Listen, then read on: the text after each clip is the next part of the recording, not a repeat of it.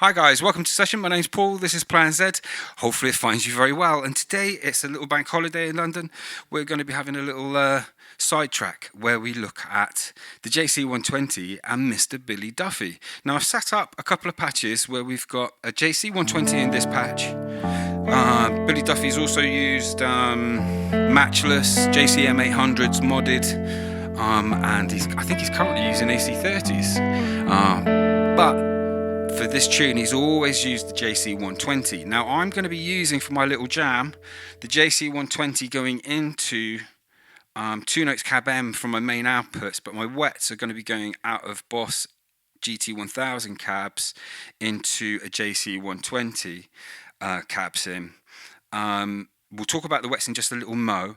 We've got the same patch set up in a matchless, and then we're going to have a little see if we can't set up the tone.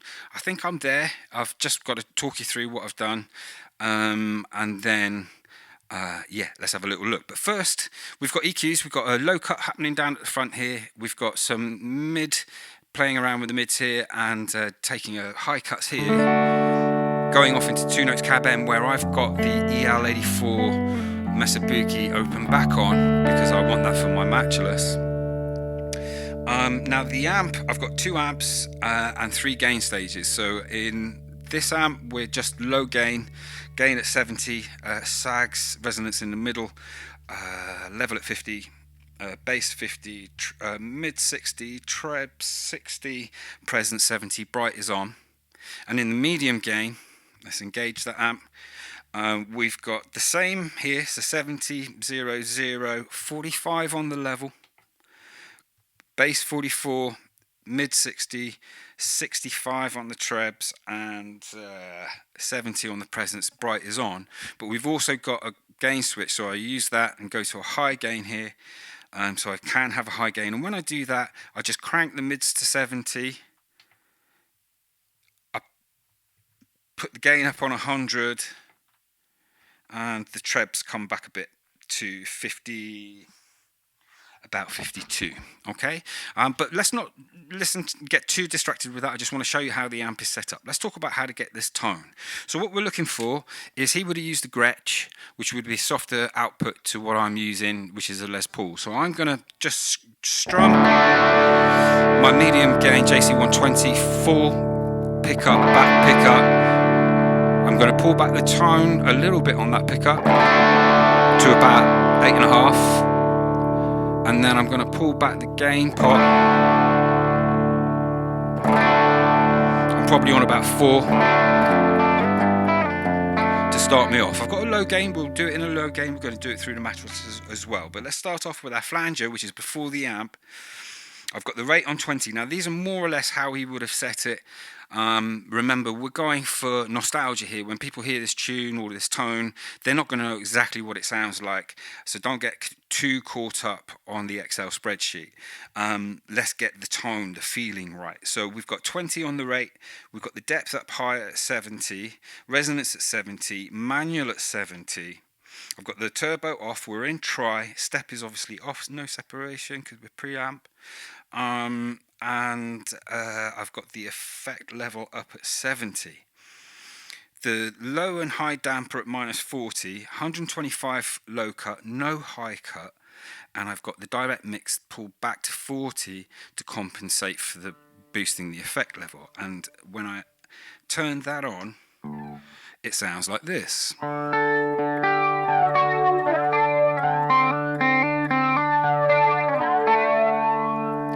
He putting it through the JC120 had the chorus on, so let's put the chorus on. And here, to simulate it, I'm just using the Stereo 2 chorus at the moment. If you know a better way of simulating the JC120 chorus, just let me know in the comments. But how I'm going about it is I'm using the Stereo 2, got the rate on 30, depth on 80, pre-delay has been left alone at 0.4, got the level at 50, we're in tri, a low cut to 160. Let's leave that alone. High cut not done, and we've got direct level on 100. Let's see what that sounds like.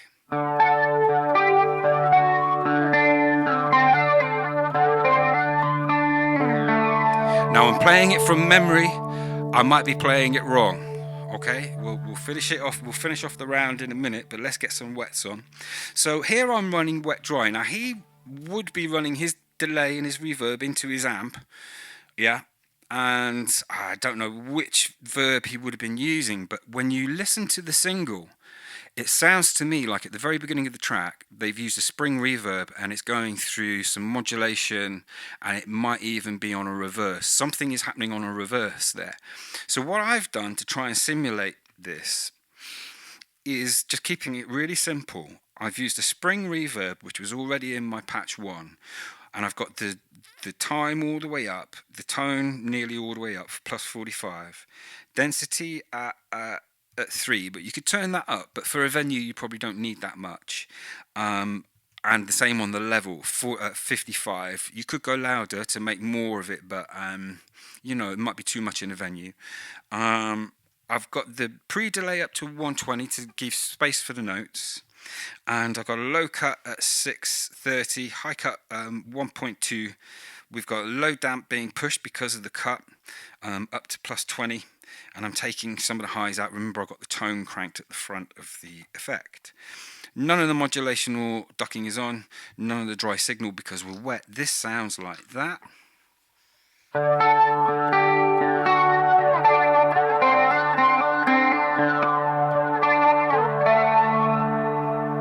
So hopefully we can hear that swimming around us a little bit in stereo. We've got after the JC120 cabinet, which I've got here with, let's go to, I'm going to stay on blend B because I don't want it so bright. I've got a stereo compressor here where I've got the level set 50, 50. Oh no, 50. I've cranked it a bit there. Let's turn that back. Let's just try.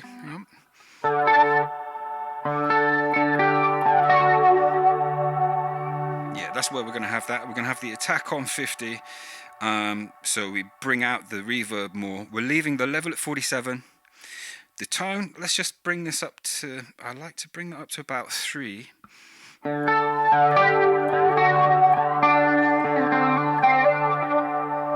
None of the direct mix, and I've got a 1.6 to 1 ratio because I'm using it like a mastering compressor.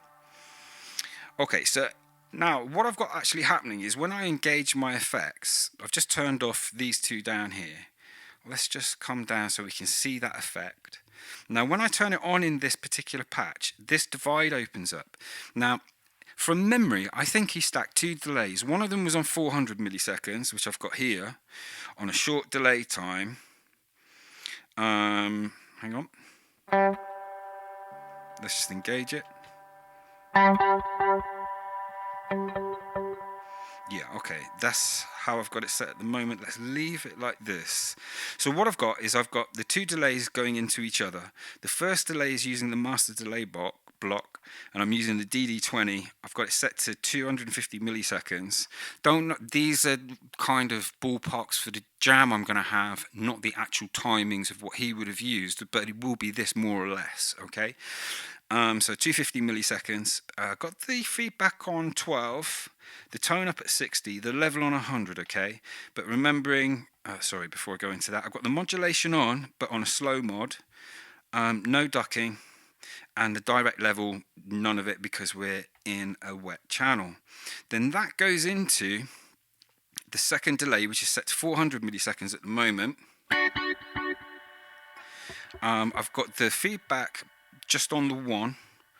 I've got the high cut to 2K and the effect level on 100 and the direct mix on 100, because remember it's just the delay, not the guitar signal coming through. So I've got that on 100, and those, so let's go turn all those effects off. Totally dry, I sound like this.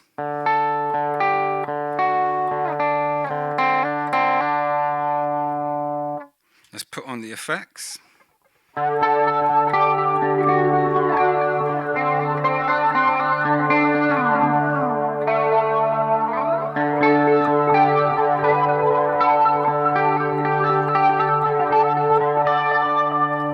Okay, so something like that, okay? So let's just pull back my gain pot just a little touch more.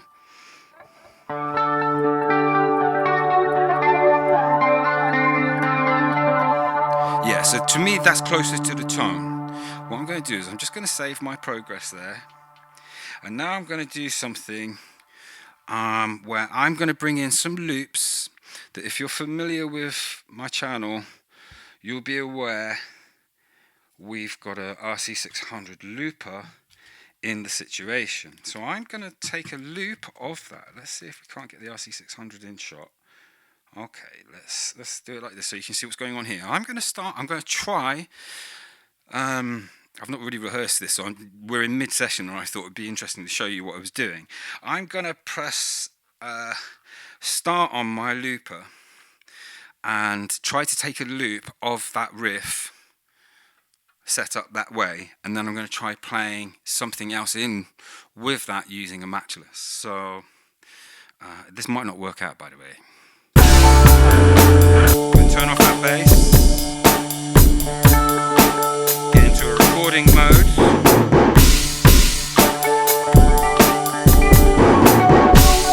see if I can't take a loop.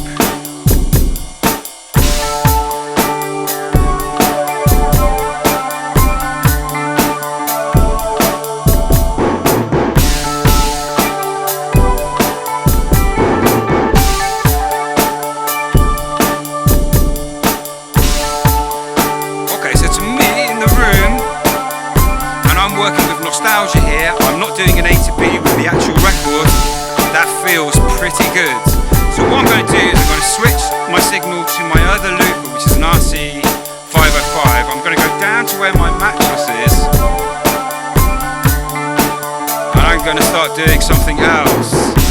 I'm going to bring in a fuzz. I'm going to go quite heavy.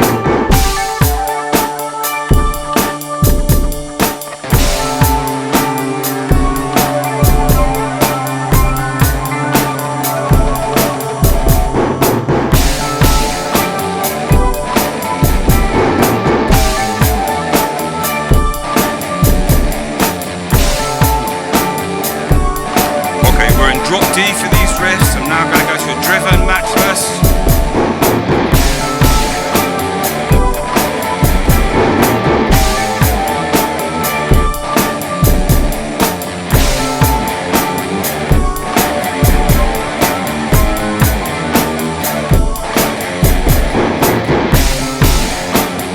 Okay, so we're doing a little mashup. That's what we've ended up doing. Let's get some boost.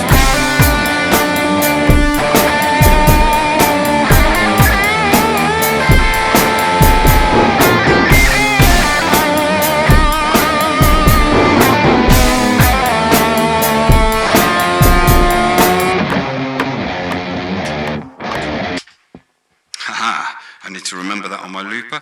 So I'm just going to go dry, going to come in with those, and in a minute I'm going to switch back to the other line, see if it sits. Let's see what happens. This could be awful, it might work out.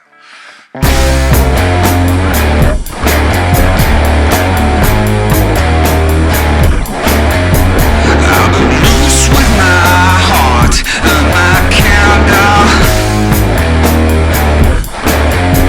I've been beating my head with stones in my hands,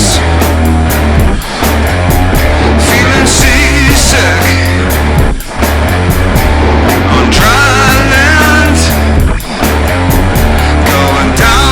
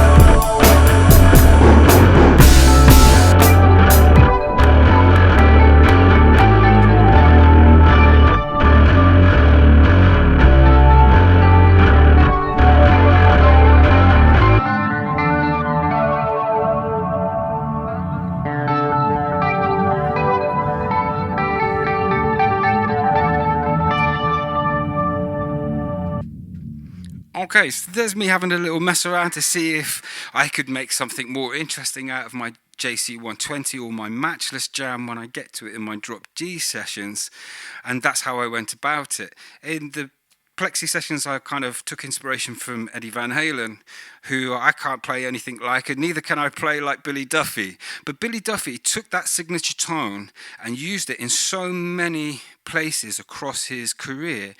You'll see it pop up in different iterations, some rawer, some more produced. What was the album after the Electric album? Can't remember, but it's got him pulling that pose on the front of the album. What an album, American rock style it was, and you still saw the same tone pop up in a slightly heavier iteration. I wish I could remember the name of the tune off the top of my head. Anyway, I'm going to shut up, stop waffling. That's how I ended up looking at a Billy Duffy tone. Catch you later.